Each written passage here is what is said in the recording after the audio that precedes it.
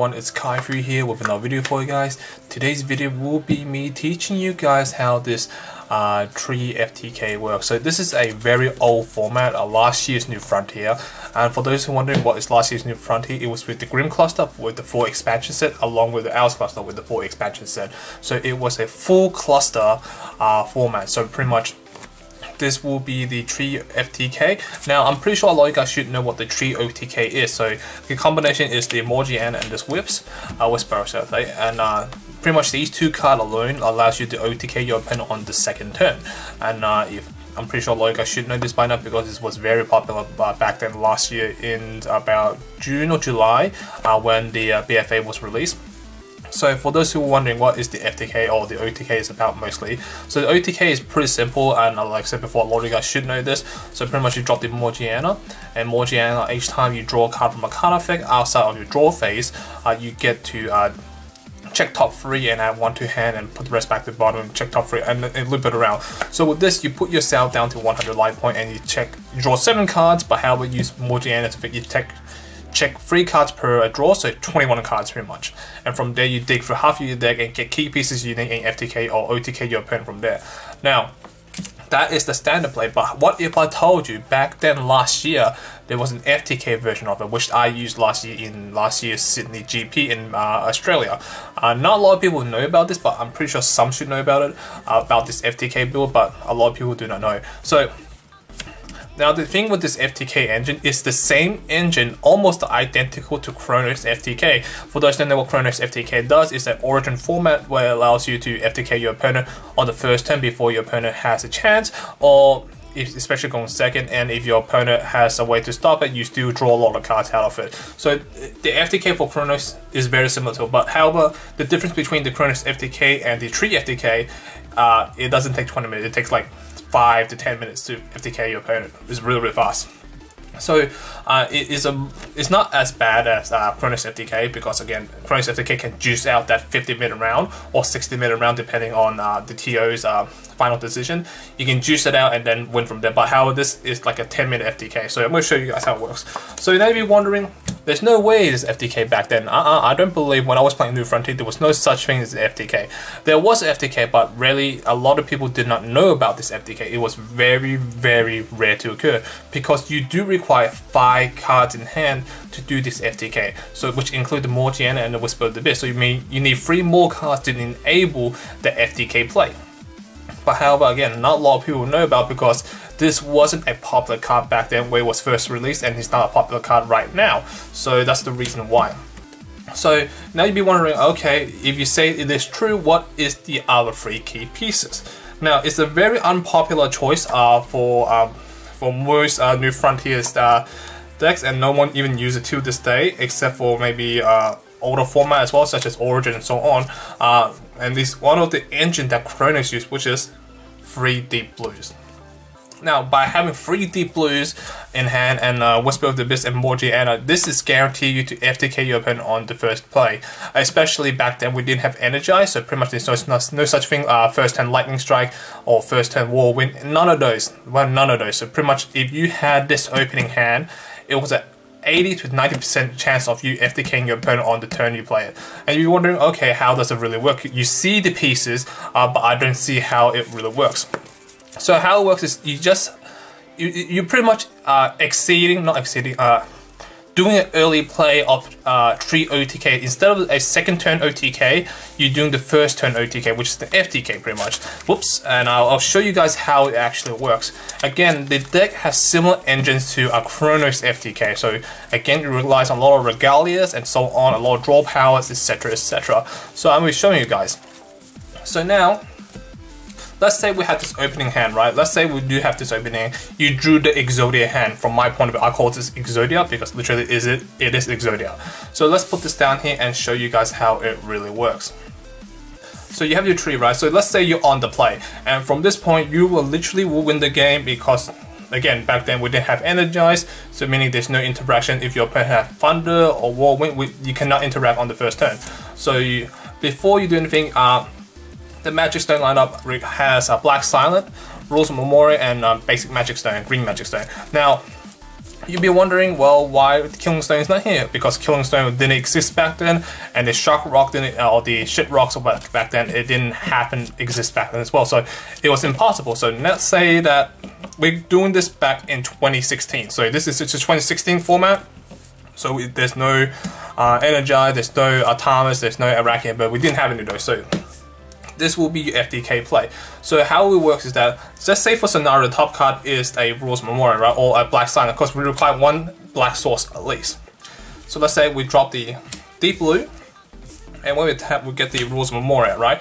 Now from there, most people should see the play from here, but you guys don't. I'll do it from in front of you. So you discarding the Deep Blue produce the green, because again, a lot of people don't know that on the last effect of Deep Blue, you can discard another copy to mana ramp for a blue, red, or green. This is what the Chronix FTK relies on, which is discarding for red, Lightning Strike them, discard another Lightning Strike them, use Horn and Shuffle, so on. It's very similar as well, but you're going for the OTK play a turn early before your opponent has a turn. So you drop it for Morg. So when Morg comes to play, nothing happens obviously. So now you should know, you should see the play. Now you discard the Wisp, discard the Deep Blue for any color, doesn't matter, because you rely on the Rules Memorial. Play Rules Memorial, play Wisp of the Abyss, and pay 3,900 life to put you down to 100 life. So from there, for each 500 life points you lost by this card, you draw a card. So technically you pay 35 life, but you're putting yourself to 100 life, so you put yourself down to 100 life and you draw 7 cards. But thanks to Morgiana, you check top 3 cards for each draw, so top 21 cards. So let's go on to it. And for those who don't know, you only need one Yigdor to win the game. So now you see a Yigdor, a Hydromonica, and Morgiana. Morgiana is not needed as much. Now it depends on which one you think. I take the Hydromonica because Hydromonica allows you to go for that extra draw you need, from my point. And the Yigdor, you only need one Yigdor, so you don't need that many. Then you have the Priestess action, add the Priestess action, and the Apollos here, this will allow you only need one Yigdor on the battlefield, but we're not going for that play at the moment. Add the other Regalia. Again, Whisper is dead now, so you don't really need it, so you can rearrange it, so be aware of that, so you can just rearrange anything you like. Now you add the Yigdor. Again, you only need one Yigdor. Add one Priestess action to hand, because you literally need the Priestess action. The most important cards in this deck is one Yigdor and a lot of Priestess action from there. Whoops. And then you add the Apollo. And the Heidi's in here mainly for the mirror match. And one more check, because you have 1, 2, 3, 4, 5, 6. And the Hydromonica and so on. So you can add either Hydro or you can add each one, but any of them, but I add the Hydro just in case I need to sack the first Hydro. Just in case, not saying I will. Now from there, you will see the cards you need. You're down to 100 life points, so you can drop this down for free pretty much. And you can play the Priestess action for free, because you're targeting a beast, and because you draw one card, you checked off free, because of Priestess action's effect. And then you see this, you add this in hand because you need more draw power. Deep Blue can help, but again, it's not needed at the moment, because you're going for the FTK play. You don't need any more mana ramp. From there, you attack the Rector for 14, which now put them down to 2,600. And then you drop the Apollo, sacrifice the Apollo, add back the Yigdor, play the Yigdor, play Priestess action, draw again. And from there, you can add another Yigdor because Rewrite Law is useless because you have no more mana. And Excalibur, you would never want to add Excalibur to hand. And then you attack the Rector for 14, which put down to 12 life. Then you put a Hydromonica in play. Discard the Hydromonica. Draw 3 cards. I'll check top 3 cards. Add the Apollo. And put the Yigdor back to bottom. And then you play another Regalia, which forces you to draw. Discard it to draw a card. There you go, you have Priestess action. And a Hydromonica goes back to the bottom, so on. Now from there, you will see the play now. You can play the Apollo, sacrifice the Apollo, bounces back to hand, play the Yigdor, play Priestess action, draw 3 cards, no, draw 1 card but check top 3. This is Rewriting Law, by the way. Add another Yigdor in case your opponent somehow survived and so on, so let's say that. and then say they survive, and then you can attack directly with game, or you can drop 2 more Yigdal to insult your opponent, and then attack directly for now 14. Then from there you did 4,200 damage on the board. So that is the FTK play. So again, a lot of people did not know that there was an FTK version along with the Tree OTK. This is the Tree FTK version. Again, it's very rare you can draw into the FTK hand, because again, you require 1 Morg, 3 Deep Blues, and 1 Whisper of the Abyss.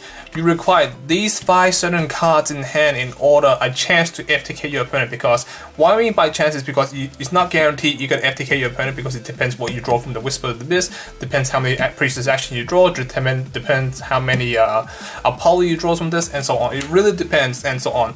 So that's the reason why this is the FTK build, because again, you don't rely on it. You can still go for the OTK play, but the FTK play is there just to, if you luckily draw into 3 deep blues and have this in hand, is pretty much Exodia. You pretty much win, but you have to show your opponent how you're going to Exodia them with these 5 cards in hand. So yeah, other than that, guys, that's pretty much the video. So this is the FTK version of Tree OTK. Again, with the same engine as Chronos FTK, with the Deep Blues, the Regalias, and obviously some minor difference. Like for example, in the Chronos FTK there was Sprout and so on. But other than that, it's very similar to it. It's just a different version of it, of how you do it, but very consistent as well. If you just draw these 2 cards, you can just go for the OTK play on turn 2, or if you have these 5 cards in hand, the FTK play. So yeah, other than that, that's the video, guys. Thank you for watching. Thank you for listening, guys. Hope you guys enjoy it. See you guys next time. Peace.